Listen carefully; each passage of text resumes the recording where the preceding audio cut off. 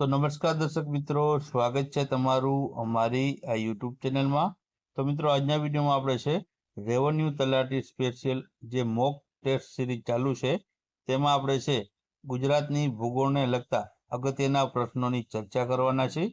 मित्रों, आ प्रश्नोमांथी तमने केटला प्रश्न आवडे ते अवश्य कॉमेंट करजो ने विडियो पसंद आवे तो विडियो ने लाइक करजो और विडियो ने तमारा मित्रों साथे शेर करजो। तो चालो आपणे विडियोनी शरूआत करिए। तो पहलो प्रश्न है कि समुद्र सपाटीथी आश्रे 900 मीटरथी वधु ऊंचाई धरावता ऊंचा नीचा ढोळाव अने साંકળા शिखर क्षेत्र धरावता भूमि स्वरूपने छे शुं कहेवाय छे? तो ऑप्शन आपेला छे पर्वत, डूंगर, टेकरी के धार। तो आमां मित्रों जवाब आवशे ऑप्शन ए आवशे, तेने पर्वत कहेवामां आवे छे, जे 900 मीटर थी वधु ऊंचाई धरावता होय तेवा ऊंचा नीचा ढोळावने। त्यारबाद आगळ वात करीए तो आगळनो प्रश्न छे के 300 मीटर करता ऊंचा अने खडकाव प्रदेशने डुंगराळ प्रदेश कहेवाय छे। तो 300 मीटर करता ओછી ऊंचाई धरावता होय तेवा विस्तारने शुं कहेवाय छे? तो ऑप्शन आपेला छे धार, डुंगर, टेकरी के उच्च प्रदेश। तो आमां जवाब आवशे मित्रों ऑप्शन डी आवशे, तेने उच्च प्रदेश कहेवामां आवे छे। 300 मीटर करता ओછી ऊंचाई धरावता होय तेवा विस्तारने। त्यारबाद आगळनो प्रश्न आपणे जोईए तो आगळनो प्रश्न छे के नीचेनामांथी कई धार कच्छमां आवेली छे? तो तमने 3 धारना नाम आपेला छे, उत्तर धार, मध्य धार अने दक्षिण धार। तो आमांथी कई धार छे ते कच्छमां आवेली छे? तो ऑप्शन आपेला छे 1 અને 2, 2 અને 3, 1, 2 અને 3 के 1 पण नहीं। तो आमां जवाब आवशे ऑप्शन सी आवशे 1, 2 અને 3, એટલે કે 3 धार छे ते कच्छमां आवेली छे, उत्तर धार, मध्य धार अने दक्षिण धार। त्यारबाद આગળનો પ્રશ્ન જોઈએ તો ખદીર બેટમાંથી ગુજરાતનું કયું પ્રાચીન નગર મળી આવ્યું છે? તો ઓપ્શન આપેલા છે લોથલ, રંગપુર, ધોળાવીરા કે આમરા। તો આમાંથી જવાબ આવશે મિત્રો, તે આવશે ઓપ્શન સી આવશે, ધોળાવીરા છે તે કચ્છના ખદીર બેટમાંથી છે આ ગુજરાતનું પ્રાચીન નગર છે તે મળી આવ્યું છે। ત્યારબાદ આગળનો પ્રશ્ન જોઈએ તો ગુજરાતમાં પચ્છમ, ખદીર, બેલા અને ખાવડા જેવા ટાપુઓ છે તે ક્યાં આવેલા છે? તો ઓપ્શન આપેલા છે કચ્છના નાના રણમાં, કચ્છના મોટા રણમાં, સૌરાષ્ટ્રમાં કે દક્ષિણ ગુજરાતમાં।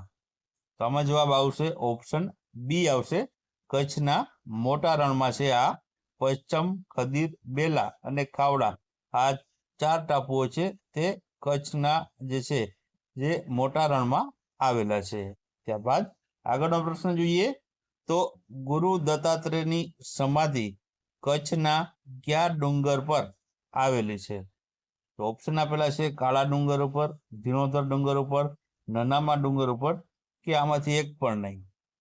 તો આમાં જવાબ આવશે તે આવશે ઓપ્શન એ આવશે, કાળા ડુંગર ઉપર છે ગુરુ દત્તાત્રેયની સમાધિ આવેલી છે જે કચ્છમાં આવેલો છે। ત્યારબાદ આગળનો પ્રશ્ન જોઈએ। આગળનો પ્રશ્ન છે કચ્છનો ડુંગરાળ પ્રદેશમાં ઉત્તર ધારનો સૌથી ઊંચો ડુંગર કયો રહેલો છે?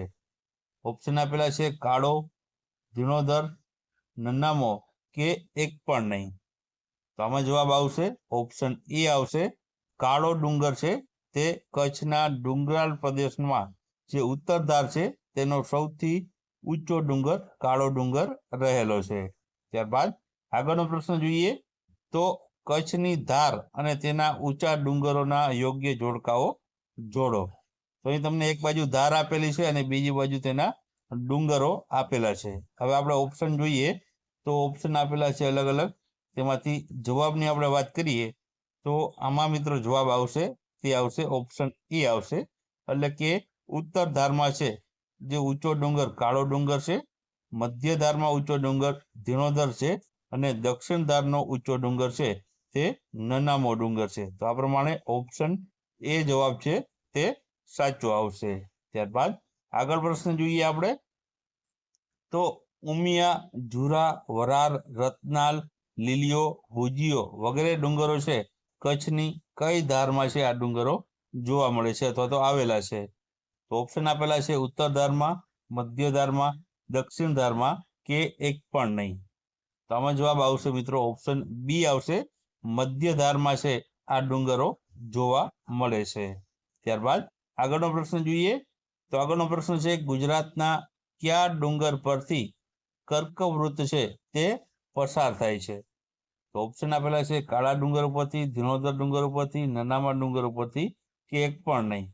તો આમાંથી જવાબ આવશે ઓપ્શન બી આવશે, ધીણોધર જે ડુંગર આવેલો છે તેના ઉપરથી છે કર્કવૃત છે તે પસાર થાય છે. ત્યારબાદ આગળનો પ્રશ્ન આપણે જોઈએ. તો કચ્છના રણ અને કચ્છના અખાતની વચ્ચે જળ વિભાજન તરીકે છે કોણ કામ કરે છે? તો ઓપ્શન આપેલા છે ઉત્તર ધાર, મધ્ય ધાર, દક્ષિણ ધાર કે એક પણ નહીં. તો આમાં જવાબ આવશે મિત્રો ઓપ્શન બી આવશે, મધ્ય ધાર. ત્યારબાદ આગળનો પ્રશ્ન જોઈએ. તો આગળનો પ્રશ્ન છે ગુજરાતમાં સૌ પ્રથમવાર મંગળ ગ્રહ જેવા જે અવશેષો છે તે ક્યાંથી મળી આવ્યા હતા? તો ઓપ્શન આપેલા છે ચોટીલા, માતાના મઢ, પાવાગઢ કે અંબાજી ખાતેથી. તો આમાં મિત્રો જવાબ આવશે તે આવશે ઓપ્શન બી આવશે, માતાના મઢ ખાતેથી છે તે ગુજરાતમાં સૌ પ્રથમ વખત છે મંગળ ગ્રહ જેવા જે અવશેષો છે ત્યાંથી મળી આવ્યા છે. ત્યારબાદ આગળનો પ્રશ્ન આપણે જોઈએ. તો ગુજરાતની સૌથી મોટી લિગ્નાઇટ કોલસાની ખાણ કયા વિસ્તારમાં મળી આવી છે? તો ઓપ્શન આપેલા છે કોયલી, અંકલેશ્વર, પાનદ્રો કે ચીખલી ખાતે. તો આમાં મિત્રો જવાબ આવશે તે આવશે ઓપ્શન સી આવશે, પાનદ્રો ખાતે છે આ ગુજરાતની સૌથી મોટી લિગ્નાઇટ કોલસાની ખાણ મળી આવી છે. ત્યારબાદ આગળનો પ્રશ્ન જોઈએ. તો સૌરાષ્ટ્રના ડુંગરાળ પ્રદેશમાં આવેલ માંડવની ટેકરીઓમાં સૌથી ઊંચો ડુંગર કયો છે? તો ઓપ્શન આપેલા છે બરડો, ગોપની ટેકરી, ચોટીલા કે સત્યાદેવ. તો આમાં જવાબ આવશે મિત્રો ઓપ્શન સી આવશે, ચોટીલા છે આ માંડવની ટેકરીઓમાં સૌથી ઊંચો ડુંગર આવેલો છે સૌરાષ્ટ્રમાં. ત્યારબાદ આગળનો પ્રશ્ન જોઈએ. તો ગુજરાતમાં સૌથી ઊંચામાં ઊંચી ટેકરીઓ ગિરનારમાં આવેલી છે ને શિખર જે તેનું ઊંચું છે તે ગોરખનાથ છે જે જુનાગઢમાં આવેલું છે. તો તેની ઊંચાઈ છે તે કેટલી છે? તો ઓપ્શન આપેલા છે 1123, 1117, 1145 કે 1165. તો આમાં જવાબ આવશે મિત્રો ઓપ્શન બી આવશે, 1117 મીટર જે ઊંચાઈ છે આની આવેલી છે જે ગોરખનાથનું જે શિખર છે તેની. ત્યારબાદ આગળનો પ્રશ્ન છે કે ગીરની ટેકરીઓમાં સૌથી ઊંચી ટેકરી છે તે કઈ છે? તો ઓપ્શન આપેલા છે સરકલાની ટેકરી, સાસણગીર, તુલસીશ્યામ કે નંદીવેલની. તો આમાં જવાબ આવશે મિત્રો તે આવશે ઓપ્શન એ આવશે, સરકલાની ટેકરીઓ છે તે ગિરનારની ટેકરીઓમાં સૌથી ઊંચી ટેકરીઓ રહેલી છે. ત્યારબાદ આગળનો પ્રશ્ન જોઈએ. તો વિશ્વની સૌથી પ્રાચીન પર્વતમાળા તરીકે કઈ પર્વતમાળાને ગણવામાં આવે છે? તો ઓપ્શન આપેલા છે વિંધ્યાચલ પર્વતમાળા, સાપુતારા પર્વતમાળા, અરવલ્લી પર્વતમાળા કે સહ્યાદ્રી પર્વતમાળા. તો આમાં જવાબ આવશે ઓપ્શન સી આવશે, અરવલ્લી પર્વતમાળાને છે તે વિશ્વની સૌથી પ્રાચીન પર્વતમાળા તરીકે છે તે ગણવામાં આવે છે. ત્યારબાદ આગળનો પ્રશ્ન જોઈએ. તો અરવલ્લી પર્વતમાળાનું સૌથી ઊંચું શિખર ગુરુ શિખર છે જે ક્યાં આવેલું છે? તો ઓપ્શન આપેલા છે રાજસ્થાન, મહારાષ્ટ્ર, મધ્યપ્રદેશ કે ગોવામાં. તો આમાં જવાબ આવશે મિત્રો ઓપ્શન એ આવશે, રાજસ્થાન રાજ્યમાં છે આનું જે છે અરવલ્લી પર્વતમાળાનું સૌથી ઊંચું ગુરુ શિખર છે આવેલું છે. ત્યારબાદ આગળનો આપણે પ્રશ્ન જોઈએ. તો આગળનો પ્રશ્ન છે કે વિંધ્યાચલ પર્વતમાળા ગુજરાતમાં કયા જિલ્લામાંથી પ્રવેશ કરે છે? તો ઓપ્શન આપેલા છે દાહોદ, છોટાઉદેપુર, ડાંગ કે પંચમહાલમાંથી. તો આમાં જવાબ આવશે ઓપ્શન બી આવશે, છોટાઉદેપુર જિલ્લામાંથી છે આ વિંધ્યાચલ પર્વતમાળા ગુજરાતમાં પ્રવેશે છે? ત્યારબાદ આગળનો પ્રશ્ન આપણે જોઈએ તો આગળનો પ્રશ્ન છે કે વિંધ્યાચલ પર્વતમાળાનું સૌથી ઊંચું શિખર કયું છે? તો ઓપ્શન આપેલા છે અંબાજી, પાવાગઢ, ચોટીલા કે આરાસુર. તો આમાં જવાબ આવશે મિત્રો, તે આવશે ઓપ્શન બી આવશે. પાવાગઢ છે તે વિંધ્યાચલ પર્વતમાળાનું સૌથી ઊંચું શિખર છે. ત્યારબાદ આગળનો પ્રશ્ન આપણે જોઈએ તો આગળનો પ્રશ્ન છે કે પર્વતમાળા અને તે ગુજરાતમાં પ્રવેશે તેના જોડકા જોડવાના છે અથવા તો તે સાચા ક્યાં છે તે કહેવાના છે?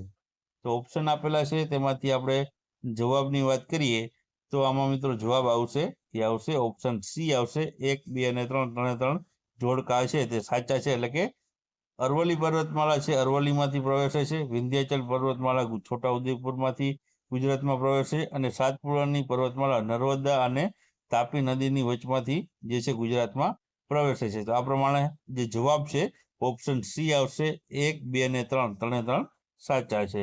ત્યારબાદ આગળનો પ્રશ્ન આપણે જોઈએ તો સાપુતારા જે ડાંગમાં આવેલું છે તો જે ગુજરાતનું સૌથી ઊંચું હવા ખાવાનું એક માત્ર હિલ સ્ટેશન છે તો તે કઈ પર્વતમાળામાં આવેલું છે? તો ઓપ્શન આપેલા છે અરવલ્લી પર્વતમાળા, સાપુતારા પર્વતમાળા, વિંધ્યાચલ પર્વતમાળા કે સહ્યાદ્રી પર્વતમાળા. તો આમાંથી કયો જવાબ આવશે? તો આમાં જવાબ આવશે, તે આવશે ઓપ્શન ડી આવશે. સહ્યાદ્રી પર્વતમાળામાં છે તે આ સાપુતારા આવેલું છે.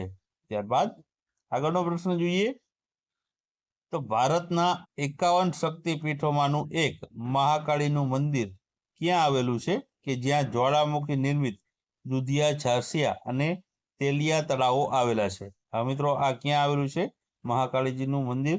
તો ઓપ્શન આપેલા છે અંબાજી, પાવાગઢ, ચોટીલા કે આરાસુરમાં.